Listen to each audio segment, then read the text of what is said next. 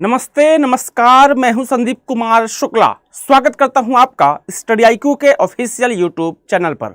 शाम को बज चुके हैं 4। हाजिर हूं मैं आपके सामने वादे के मुताबिक। आपको मालूम है कि हमने एक सीरीज शुरू की है, एक श्रृंखला शुरू की है, लक्ष्य सीरीज। लक्ष्य ऐसा कि भेदा जाए। हमने टारगेट किया है MPPSC प्री 2021 जो 19 जून को होने वाला है। उसके लिए हमने सीरीज शुरू की है, जिसमें हमने शुरुआत की है प्रीलिम्स के सिलेबस के यूनिट नंबर 10 में आयोगों से। आयोगों की सीरीज चल रही है। आयोग फिनिश करने के बाद हम MP का करंट अफेयर्स और MP के स्टैटिक जीके के क्वेश्चन आंसर आपको कराएंगे एक्सप्लेनेशन के साथ। मेरा नाम है संदीप कुमार शुक्ला। डेली शाम को मिलता हूं मैं आपको, शाम को 4 बजे। चलिए क्लास को शुरू करते हैं। वीडियो में अगर आप नए हैं तो वीडियो को लाइक जरूर कीजिएगा, चैनल में नए हैं तो चैनल को सब्सक्राइब कीजिएगा, वीडियो को दोस्तों के साथ शेयर जरूर कीजिएगा। आज का हमारा टॉपिक है नीति आयोग के बारे में। नीति आयोग, आज हम नीति आयोग के बारे में बेसिक से बेसिक सारी जानकारी हासिल करेंगे। चलिए क्लास को शुरू करते हैं। पहला सवाल आपके सामने है। फर्स्ट क्वेश्चन है कि when was NITI Aayog formed? NITI Aayog का गठन कब हुआ था? क्वेश्चन बिल्कुल सिंपल है।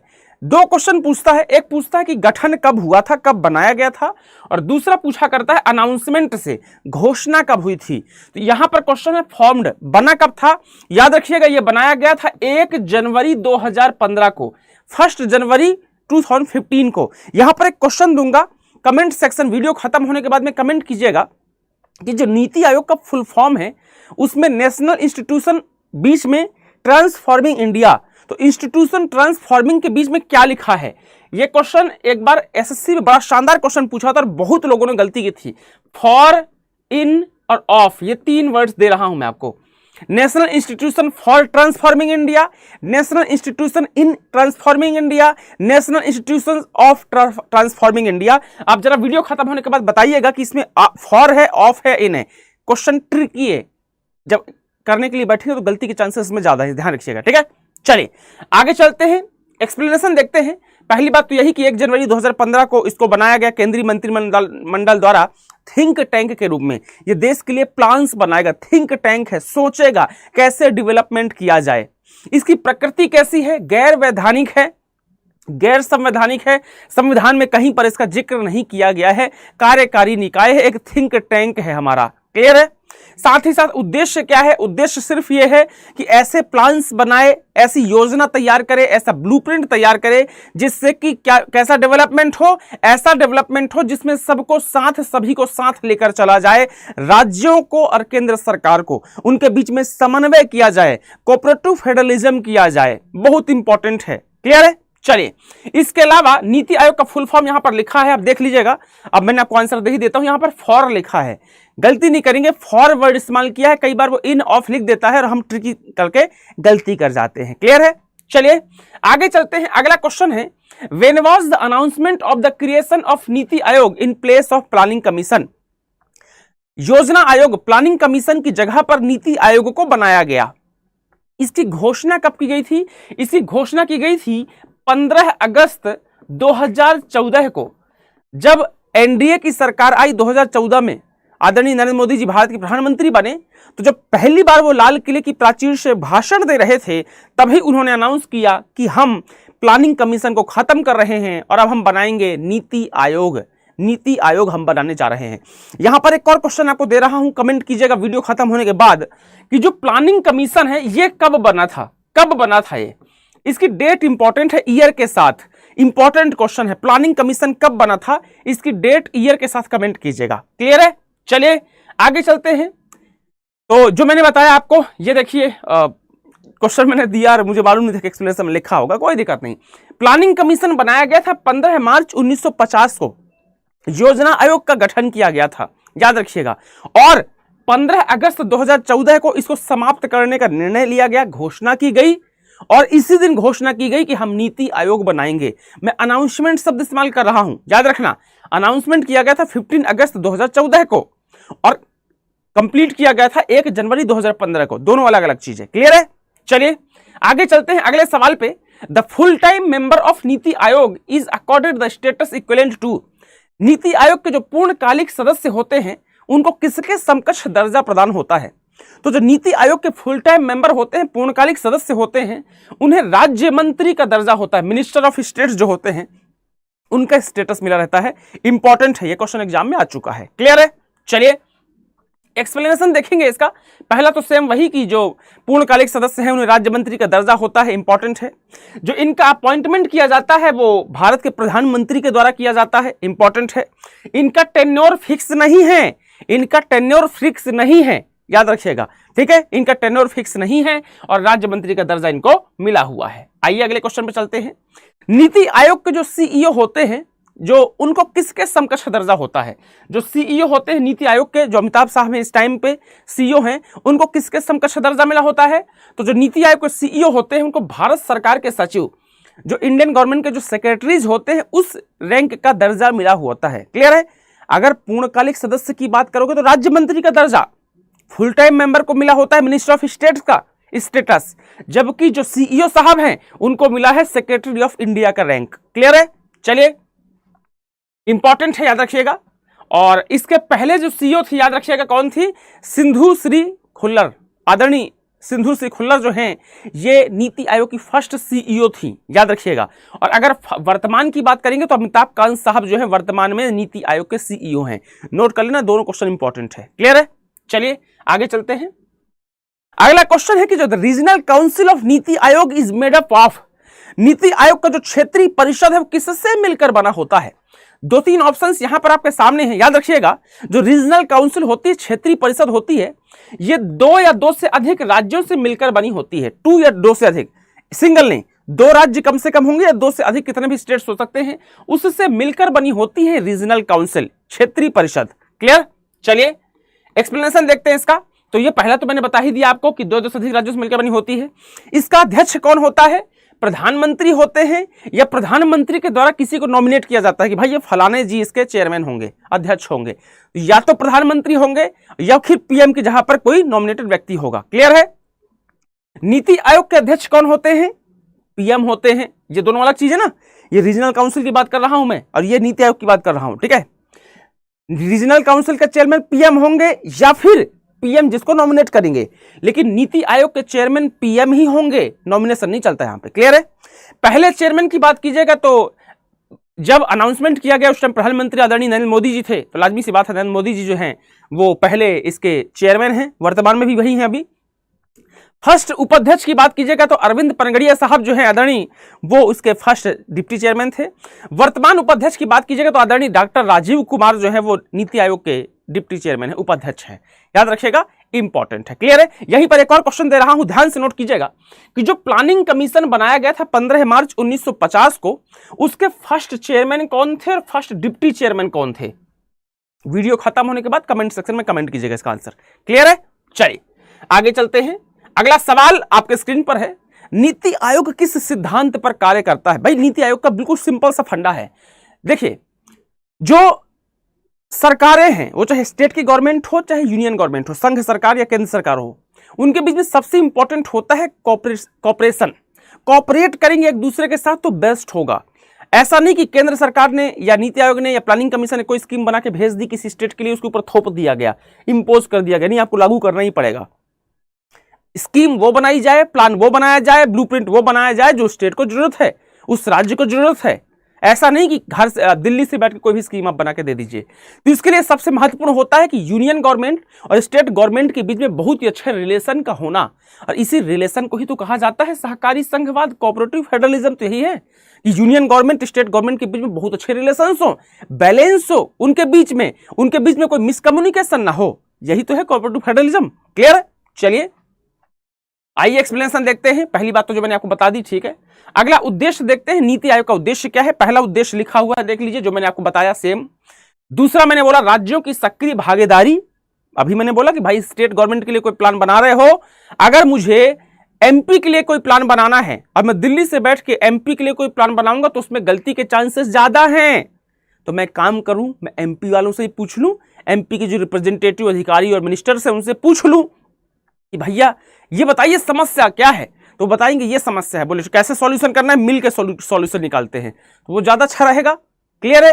एक तरीका तो एक मैं अपने से प्लान बना के भेज दूं, तो वो गलत तरीका है। तो राज्यों की भागीदारी करो, राज्यों के लिए कोई स्कीम बनाओ तो राज्यों को शामिल करो स्कीम बनाने में।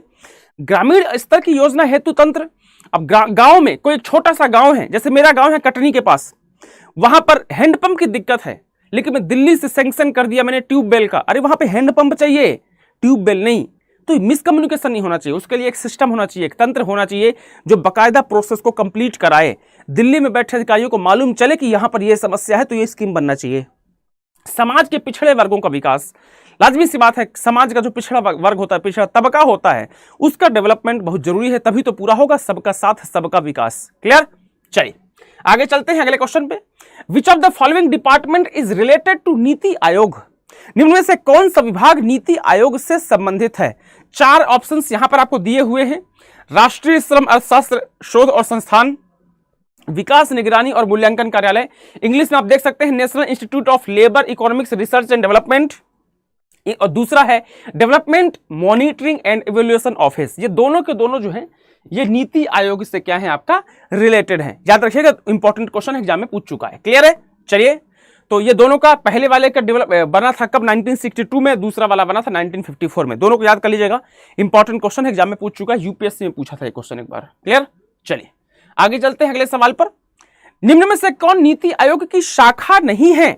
विच of the following is not a branch of NITI आयोग? नीति आयोग जो है, हमको तो लगता है कि अच्छा नीति आयोग है, लेकिन उसकी ढेर सारी ब्रांचेस होती हैं। किसी का काम है सिर्फ सोचना, सिर्फ सोचो, तुम सोचो, तुमको सोचने का पैसा मिलेगा, सोचो कैसे ठीक करना है। एक और होती है रिसर्च करने का काम होता है, एक होती है इंप्लीमेंट कराने का काम होता है। तो ढेर सारी ब्रांचेस होती हैं, इनमें से कुछ ब्रांचेस का नाम लिखा है, बोलता है कौन सी नीति आयोग की ब्रांच नहीं है, मतलब 4 में से 3 है, एक नहीं है। तो जो टीम इंडिया शाखा है वो नीति आयोग की ब्रांच नहीं है, जबकि शोध शाखा, ज्ञान नवाचार शाखा और इंडिया समृद्ध शाखा, इंग्लिश में research branch, knowledge innovation branch और इंडिया समृद्धि ब्रांच जो है, ये तीनों की तीनों नीति आयोग की ब्रांच हैं। क्या करती है जरा एक एक लाइन में देख लेते हैं का कार्य। आइए, जो शोध शाखा है रिसर्च करती है, इसका काम है रिसर्च करना, कोई डेवलपमेंट का काम करना तो उस पर रिसर्च की जाए। कोई भी प्लान आप कीजिएगा, अगर आप घर भी बनवाते हो तो ऐसा तो नहीं कि आज मेरे जेब में पैसा आया मैंने तुरंत न्यू खड़ी कर दी, घर बनवा दिया, नहीं ना। आप जब घर बनता होगा तो 50 लोगों को पूछते होगे, मानोगे एक की बात, हो सकता है किसी को ना मानो, खुद की करो, लेकिन पूछना जरूरी है। आप देखते होंगे गूगल में जाके आजकल चला है अच्छा घर कैसे बने, नक्शा कैसे बनेगा, यूट्यूब में देखते होंगे नक्शा कैसे बनेगा, देखते हैं ना, इसी को तो रिसर्च कहा जाता है। ठीक है, तो रिसर्च करना तो जरूरी है, तो शोध शाखा का काम यही है। टीम इंडिया शाखा क्या करती है? राज्य और केंद्र के बीच में इंटरफेस का काम करती है। मैंने बताया कि केंद्र सरकार राज्य सरकार के बीच में कम्युनिकेशन बहुत जरूरी है, उसका कार्य है। ज्ञान नवाचार शाखा क्या करती है? नीति आयोग के थिंक टैंक की भांति कार्य करता है, इसका काम क्या है? सोचने का, प्लान बनाने का। सोचो, ये रिसर्च करेंगे, ये कम्युनिकेशन अच्छा बढ़ाएंगे और ये सोचेंगे, थिंक टैंक। आइए आगे चलते हैं। अगला सवाल, राज्य योजना बोर्ड का अध्यक्ष कौन होता है? जो स्टेट का प्लानिंग बोर्ड होता है उसका चेयरमैन कौन होता है? बिल्कुल बच्चों वाला क्वेश्चन है, मुख्यमंत्री। जो सीएम होते हैं वही इसके चेयरमैन होते हैं, बच्चों वाला क्वेश्चन था। आइए एक्सप्लेनेशन देखते हैं इसका, कि राज्य योजना आयोग का गठन जो है वो सामान्य प्रशासन विभाग के संकल्प द्वारा 24 अक्टूबर 1972 के माध्यम से किया गया था, 24 अक्टूबर 1972। क्लियर है? मुख्यमंत्री जो होते हैं वो इसके चेयरमैन होते हैं और एक उपाध्यक्ष होता है। कितने? एक डिप्टी चेयरमैन होता है और 11 अंशकालिक सदस्य होते हैं। याद रखिएगा 11। 21 सितंबर 2007 को 21 सितंबर 2007 को राज्य योजना बोर्ड को राज्य योजना आयोग के नाम से जाना जाता है। यह मैं बात कर रहा हूं मध्य प्रदेश के कॉन्टेक्स्ट में। ठीक है, चलिए अगला सवाल क्या बोलता है जी, since when the state planning board came to be known as state planning commission, कब से राज्य योजना बोर्ड को राज्य योजना आयोग के नाम से जाना जाने लगा? बच्चों वाला क्वेश्चन है, अभी मैंने थोड़ी देर पहले बताया 21 सितंबर 2007 को। 21 सितंबर 2007 को जो स्टेट प्लानिंग बोर्ड है उसको स्टेट प्लानिंग कमीशन के नाम से जाना जाने लगा। याद रखिएगा, ये मैं एमपी के कॉन्टेक्स्ट में बात कर रहा हूं, ये बात मैं मध्य प्रदेश के संदर्भ में कर रहा हूं। क्लियर है? चलिए आगे चलते हैं, एक्सप्लेनेशन देखते हैं। माफ कीजिएगा, सीधे सवाल ही आ गया अगला। विच of the following index is released by NITI आयोग? कौन सा इंडेक्स नीति आयोग द्वारा जारी किया जाता है? तो इसमें से कौन सा इंडेक्स है जो नीति आयोग जारी करती है? इंपॉर्टेंट है, यहां से क्वेश्चन आता है। पहला है इंडिया इनोवेशन इंडेक्स, बिल्कुल सही बात है। नेशनल हेल्थ इंडेक्स, बिल्कुल सही बात है। ईज ऑफ लिविंग इंडेक्स, बिल्कुल ठीक बात है। तीनों के तीनों जो है नीति आयोग जारी करता है। इसका मतलब आंसर क्या हो जाएगा? All of the above. Clear? Important है। तो नीति आयोग द्वारा जारी सूचकांक में जो भारत नवाचार सूचकांक है उसे फर्स्ट नंबर पे कर्नाटक, अंतिम नंबर पे बिहार और मध्य प्रदेश किस नंबर पे है? 13th नंबर पे, 13वें नंबर पे है। दूसरा इंडेक्स आपका राष्ट्रीय स्वास्थ्य सूचकांक है, ईज ऑफ लिविंग इंडेक्स है। इन इंडेक्स में फर्स्ट नंबर पे कौन है, लास्ट पे कौन है, नाम याद करके रखिएगा, डाटा इंपॉर्टेंट है, क्वेश्चन पूछने के चांसेस ज्यादा हैं। आइए अगले सवाल पे चलते हैं। Atal innovation mission was started by NITI Aayog when it started. जो अटल इनोवेशन मिशन है जिसको AIM भी बोलते हैं, एम, कब शुरू किया भैया नीति आयोग ने? 4 ऑप्शंस आपके सामने दिया है। इसका आंसर क्या हो जाएगा? 2016 में, 2016। तो एम है, अटल इनोवेशन मिशन है, वो नीति आयोग के द्वारा शुरू किया गया था। कब? 2016 में। इंपॉर्टेंट है, डाटा याद रखिएगा। क्लियर है? चलिए इसके बारे में एक दो बातें जानते हैं कि इसको 2016 में शुरू किया गया था और इसके तहत आपका अटल टिकरिंग प्रयोगशाला, Atal incubators, major of change startups, Atal immunity innovation centres और अटल न्यू इंडिया चैलेंजेस, ये सारे के सारे इसके अंतर्गत आने वाले प्रोग्राम्स हैं। इंपॉर्टेंट है, याद रखिएगा, क्वेश्चन एग्जाम में पूछ चुका है। क्लियर है? चलिए अगले सवाल पर जाते हैं। When was the national development council established? राष्ट्रीय विकास परिषद की स्थापना कब हुई थी? NDC, NDC शॉर्ट में इसको NDC कहा जाता है। ठीक है, इसकी स्थापना कब हुई थी? इसकी स्थापना हुई थी 6 अगस्त 1952 को, 6 अगस्त 1952 को, 6 अगस्त 1952 को। इंपॉर्टेंट है, याद रखिएगा, क्वेश्चन एग्जाम में पूछ चुका है। क्लियर है? चलिए एक्सप्लेनेशन देखेंगे इसका कि जो NDC है इसकी स्थापना 6 अगस्त 1952 को हुई है। एक कार्यकारी निकाय है, एक कार्यकारी निकाय के तहत काम करता है। इंपॉर्टेंट है, NDC नीति आयोग का सलाहकारी निकाय के रूप में है। NDC जो है वो नीति आयोग का सलाहकारी निकाय है, एडवाइजरी है। संरचना की बात करेंगे तो भारत के जो प्राइम मिनिस्टर होते हैं वो इसके चेयरमैन होते हैं। सभी राज्यों के मुख्यमंत्री इसमें शामिल होते हैं। केंद्र शासित प्रदेश के जो प्रशासक एडमिनिस्ट्रेटर्स होते हैं वो होते हैं। कैबिनेट मिनिस्टर्स होते हैं और योजना आयोग अर्थात अब वर्तमान में प्लानिंग कमीशन है तो प्लानिंग कमीशन के जो मेंबर्स होते हैं वो इसके मेंबर्स होते हैं। क्लियर है? तो ये स्ट्रक्चर है आपका NDC का। ये जो क्लासेस है इसकी PDF जो है आपको मैं टेलीग्राम में दे दूंगा। तो टेलीग्राम का नाम मैं आपको कल वाली क्लास में अनाउंस कर दूंगा कि इस टेलीग्राम ग्रुप में आप आकर के आप PDF ले लीजिएगा। तो जितनी क्लास में यहाँ पे कराता हूं उसकी सबकी PDF मैं आपको देता चलूंगा। क्लियर है? चलिए आगे चलते हैं। अगला क्वेश्चन है कि which of the following are the guiding principles of NITI Aayog? निम्न में से कौन नीति आयोग का मार्गदर्शक सिद्धांत है?